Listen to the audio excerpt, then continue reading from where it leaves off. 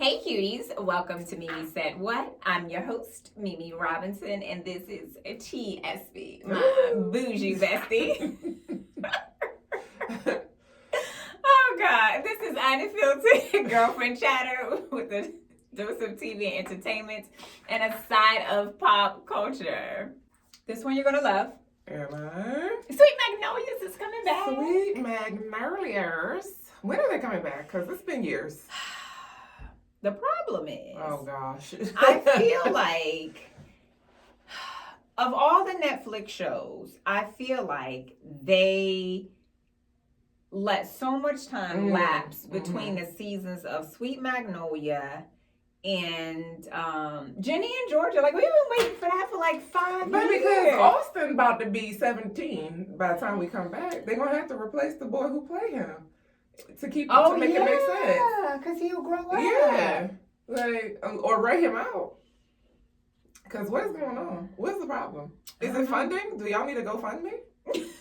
It's Netflix. Y'all got money. Jeez. So y'all got Beyonce money now. Oh, okay. Step it up. But they also had like Beyonce's whatever documentary she had about the other tour before the last tour and the new tour or whatever. That was on there. So I've been talking before the last tour and the new tour. Like they got. I was with you and then I wasn't. What was it? I think it was a Renaissance tour. Okay. Is that the one where she? That was the last one. No. Okay. So not that one. The other one where she had the HBCU band. Oh. That wasn't Renaissance. No, it wasn't. What was it called? Was it Lemonade Tour?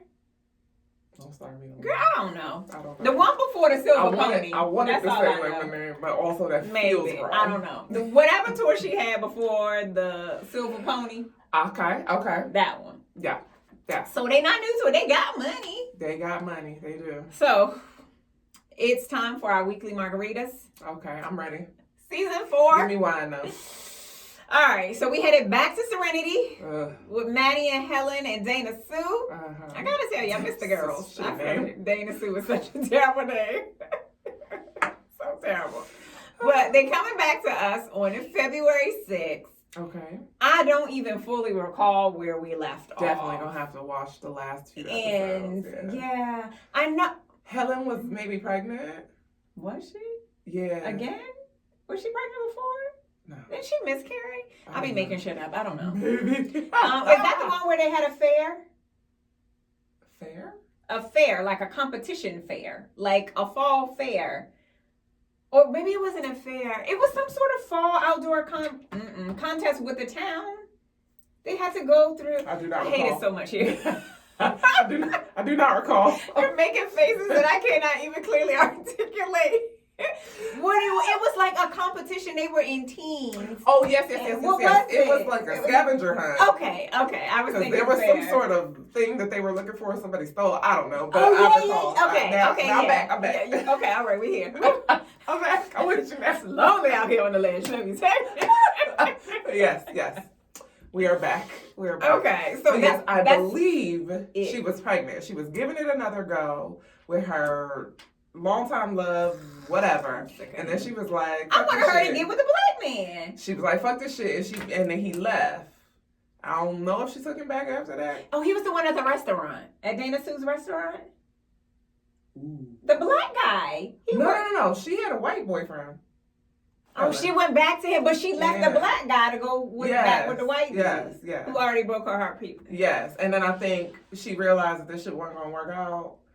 And I can't remember if it was his baby, though. Because I think that this was a situation where she had maybe IVF. And there was some leftover something or another. I don't recall. I don't know. We're going to have to get caught up. Yeah. Because I don't know. All of my facts are messed up. I'm like, I don't know. It's vague as hell. Chill, I don't know. So according to the description for season 4, which is a whole lot of nothing, while negotiating the twists and turns of their romantic lives, Maddie, Dana Sue, and Helen must also navigate the return of old foes.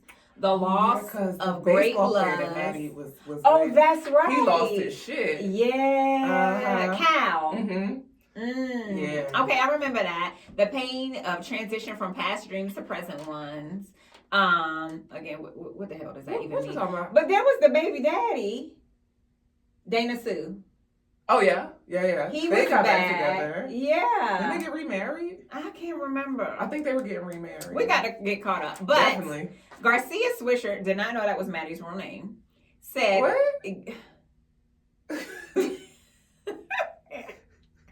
What is her name? This is Garcia Swisher. Objection. I never mind. Objection. I don't think that's that child's name. Cause she was Cheyenne on Reba. Oh, I used to love me some Reba. Let's see. I know she's Hispanical. I don't think I knew that. Yes. Well, Garcia. But I think Garcia's her last name. Swisher ain't her first name. That is definitely not. It say Garcia Swisher. JoAnna Garcia Swisher. See how you trying to confuse me? I was like, girl, why is you lying to me? JoAnna Garcia Swisher. Oh, so Garcia must be her maiden. I didn't know she was a Latina. Yeah, I said, what, girl? Why you lying to me? Trust nobody. I heard making shit up. Own. I heard making shit up. Oh God, I play too much. So she said this season is her favorite season. Okay. It isn't without its inevitable swooping romance and beautiful moments and tough, heartbreaking moments. I was trying to catch my breath when I was reading the scripts because at the end of every episode, I was like, what? Oh, Lord. If she's stressed out, I I'm know. stressed out. Damn it. Because Maddie, me too. All right. I'm all in. I absolutely love Sweet Magnolia, but it is a lot of feeling. It is Virgin River level feeling. Yeah. It's like Virgin River if there were only women in it. Truth. Like, Truth. That's how Serenity feels. Yeah. Like, small town foolishness. Yeah. Mm-hmm. It be the small towns. Let me tell you. They be having shucking the most, and jiving, got the most drama. Yes, yeah. All right, this one is for you. Uh-oh. Wicked for Good. Yes. November 2025. Me be there or be there. November 21. Already. Just in time for Thanksgiving. Already. The girls are back together again. I'm ready. And I want to know, did they just film this whole thing all the way through? That is a good question. Because this is a lot. The first one, Wicked, has already grossed $525 million Yikes. worldwide. Wow. $525 million. That's a lot of millions. It is. I wonder what the budget was. I did not look it up, and I wondered what their anticipated ROI was. Because is it $525 million? I feel like it had to surpass that. You start off with a built-in audience. They already had a cult following. So this is exposing new viewers to the story of Wicked. I, for one, am deeply excited. So I was a new girl, but what I have seen on social is there are a lot of heterosexual men who have like created content around Wicked. Like their women had like taken them and they were just like, I don't want to go, but I'm gonna do this for you. And then they was like, and they were just like, oh my God, it was so amazing. And I was like, what? I've seen like they were pleasantly surprised. I haven't seen a whole lot of people because I feel like I don't follow a whole lot of negative Nancy's. But there were a couple people that I follow that were like, yeah, I fell asleep. And I was like, is your heart made of stone? Maybe because it was 3 hours. That's a lot. It was 2 hours and like 45 minutes. Which is 3 hours. So was Gladiator. So I'm just saying. I never saw it. I did. I saw both of their movies in the same week. Within like 2 days of each other. Yeah, you probably slept the next 4 days because that's a lot. So they were both Gladiator was really good though. And as someone who Googled the first one and did not watch it, I was like, I got the gist. It's a gladiator. He was out here gladiating. You know. They be gladiating. Yeah, they be gladiating in the stadium and shit. All right. We They got their Jesus sandals on. You know what I'm saying? They was out here. Swords and shit.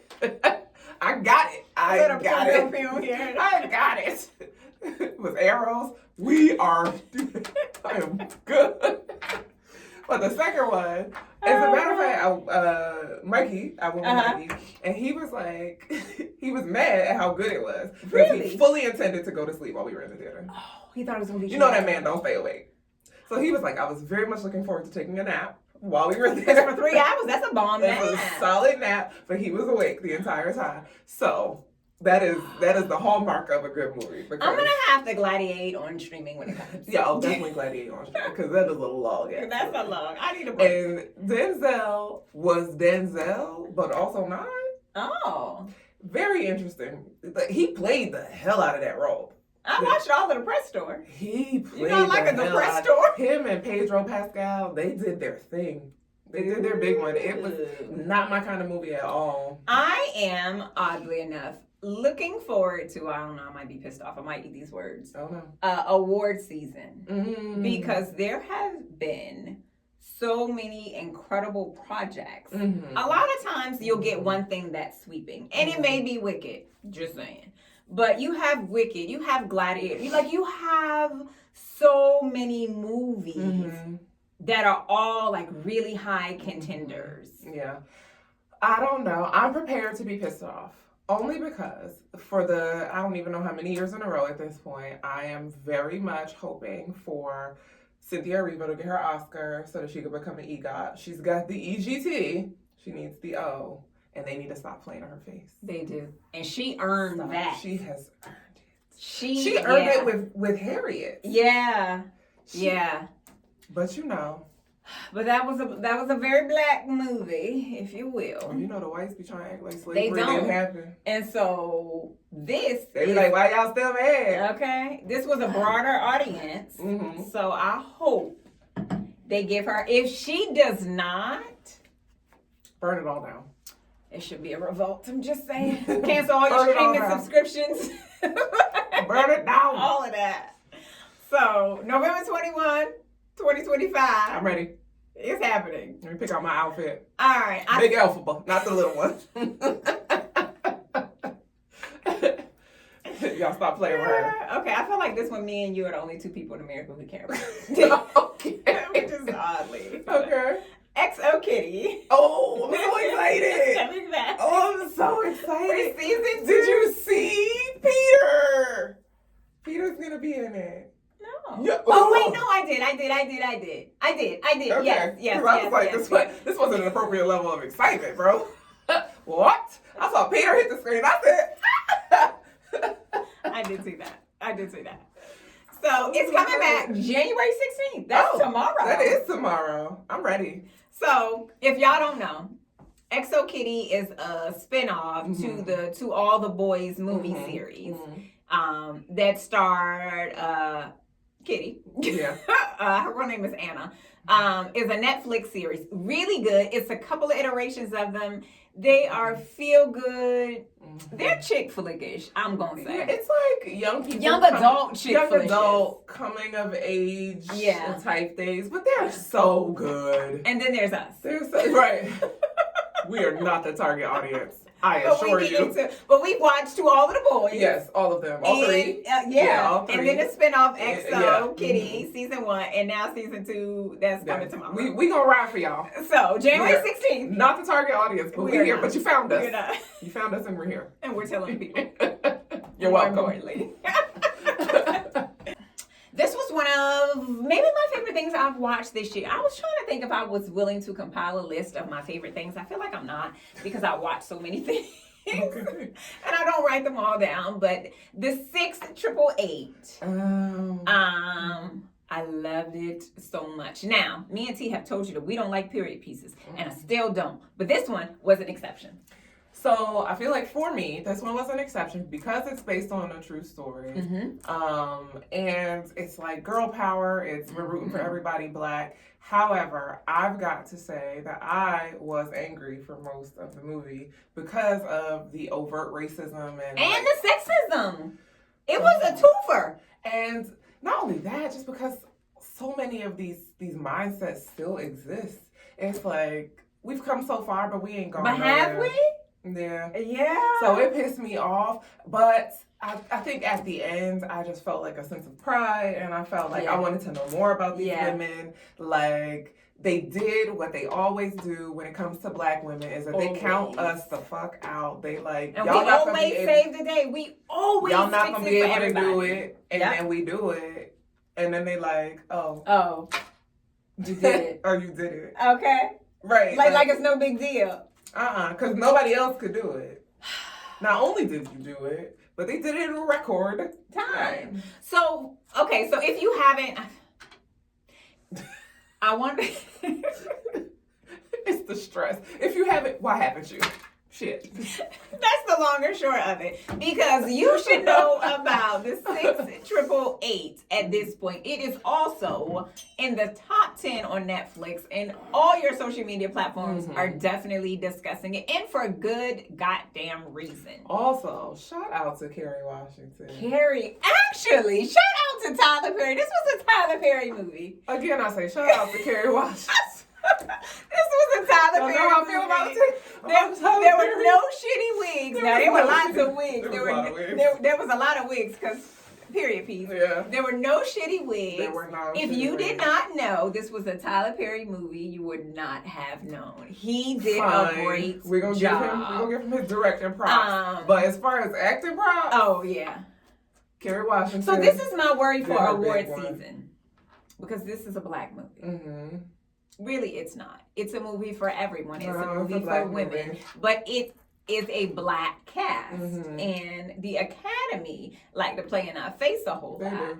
And that is what gives me pause. But I don't think that it's going to get the accolades it Yeah. deserves. I don't think it will. So, not from the Academy. No. From the Academy. the 688 was 855 black women who were the only all-black women's Army Corps units in World War II. They joined the war effort to address a 3-year male backlog. Despite discrimination, war-torn conditions, they sorted out over 17 million pieces of mail ahead of schedule. So they were giving them 6 months, and they got it done in less than 3 months. Okay. Also, how the hell do you end up with a 3-year mail backlog? That was my first question. Because isn't that somebody's job? I understand not being able to keep up. But baby, y'all weren't doing anything. They sort of addressed it. They were like, oh, we got bigger fish to fry, basically. Like, there's other stuff going on. Like, we in a war. We got But other that's stuff to worry about. somebody's job. It should have been somebody's job, yeah. So did you pull the mail guy and was like, get on the front line? Like, at that time, maybe this was the military's, like, kind of aha moment that they needed a mail corps. Maybe. So, I don't know. Sure. So the mail But has they had, sat like, for airplane hangars. worth of mail. Hangars, multiple. Yes, airplane, which are So, massive. So, a storage unit for an airplane was filled with mail. A few of them were filled. And it was so old that the vermin had eaten through some of the mail. And what I do love the most is this is based on a true story. And it starred, this is one of my things I love. It starred so many new faces. I love a fresh face. I really, really do. As much as I got my favorites. But I feel like in order to keep the machine going, if you will, we need new people. Yeah. And a lot of times they cast the same people in the same roles over and over again. And this one was a fresh take. However, it did include some old favorites. And one of this year's biggest favorites for me and T is Donna Bisco. Because my girl has been working. She did everything. That's like at least 5 projects this year we have watched. Because she was in Merry Little Beauty Shop. She was in Earl and Em. She was in the Terry McMillan Presents. Yeah. She's been in quite a few things. She has been in her bag. I said, girl, where did you come from? I don't she know. out here? She making up for lost time. Like, she's not a little young and spry. I love her Like, for she's that. a lady of a particular age, but she has been in her acting bag this definitely year. Getting her money. So, Kerry Washington, as you know, Oprah had a guest appearance. Susan Sarandon. Those shitty ass wooden teeth they gave her. What was she, Miss Roosevelt? I said, girl. What is happening? It took me a second. I was like, is that Susan Sarandon? Where's you going through, baby? They didn't get a shitty wig, but let me tell you how they did a number one. Shitty teeth. And then Dean Norris, who is Uncle Daddy from Claus. And who was also in Carry On. Yes. Uncle Daddy did his work too. I didn't know that man's name was Dean Norris. He's always gonna be Uncle Daddy from Claus to me. So, your favorite part, the speech, the Over My Dead Body, Sir monologue that Kerry Washington's character gave as Charity, delivered to the general when he came to inspect the base,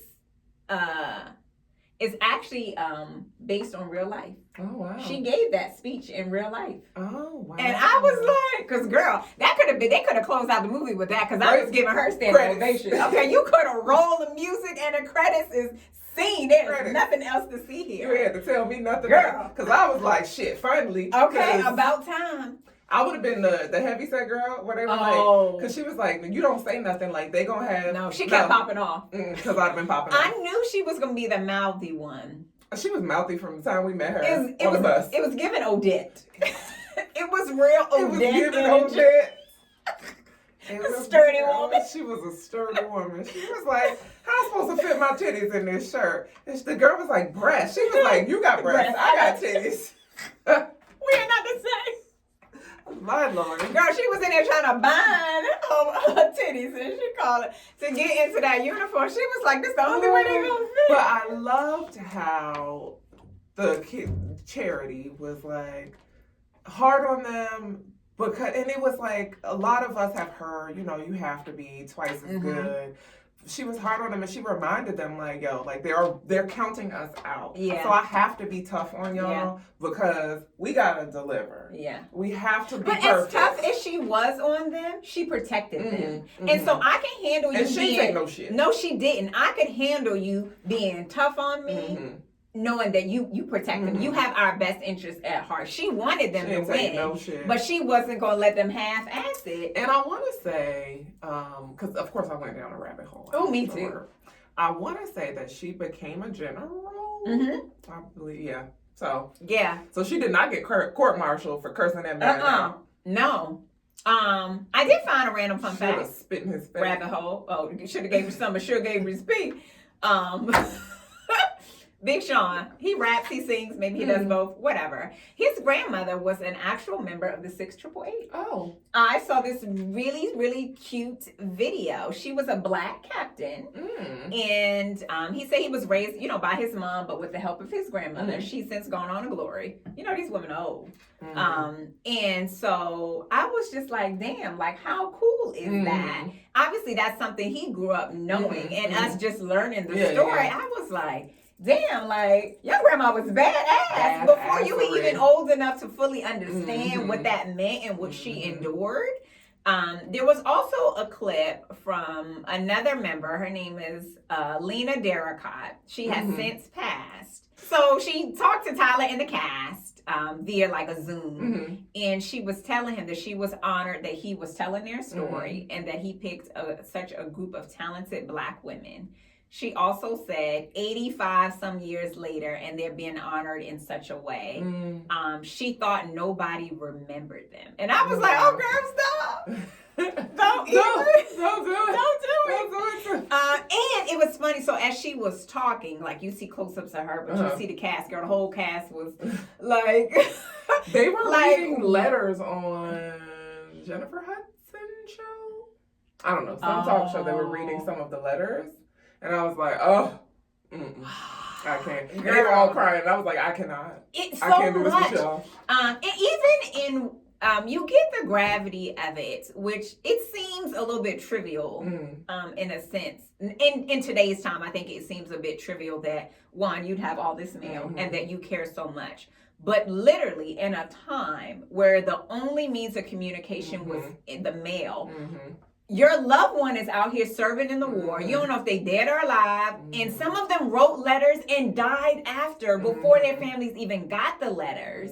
So you didn't know what was going on. So the letters going out weren't going, and the letters coming in weren't getting. So nobody was getting them. And it was a huge source of morale because that's your only connection to the outside world. And you do get the scene in the movie where they realize who the women are when they come in, and they're so excited to get mail from their loved ones. And then conversely, their loved ones are so excited, like, oh my God, Danny's still alive. He done wrote us a letter. We ain't losing.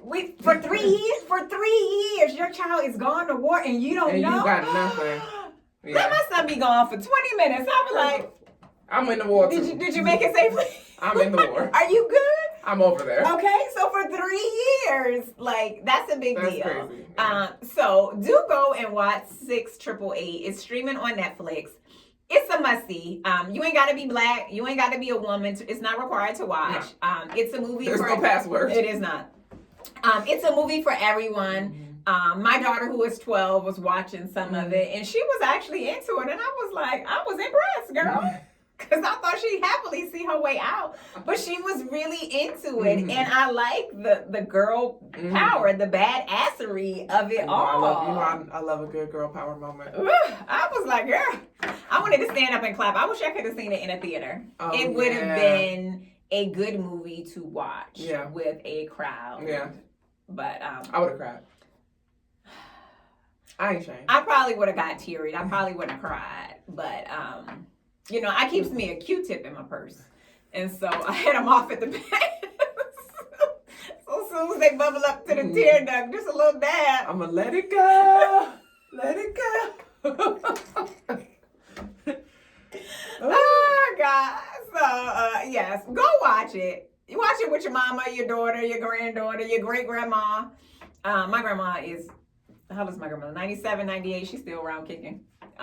Watch it with your people. I have to tell my aunt to put it on for her. Watch it with your people. I feel like maybe she could relate. Maybe. Those were her peers. They absolutely were her peers. And she could remember a time. So, yeah. This episode was sponsored by Oshie Bougie. You can grab your merch at oshiebougie.com. You can follow them on the gram at Shop Oshie Bougie. Thanks for tuning in to another episode of Mimi Said What. Like us, subscribe to us. We're a good time. We are. Tell your friends, watch some TV, and then come back here. You can follow the podcast at Me Said What on Instagram. You can follow me at MimiCuteLips everywhere on social. And you can follow my bougie bestie at The Style Medic everywhere on social. Until next time, cuties. we here again.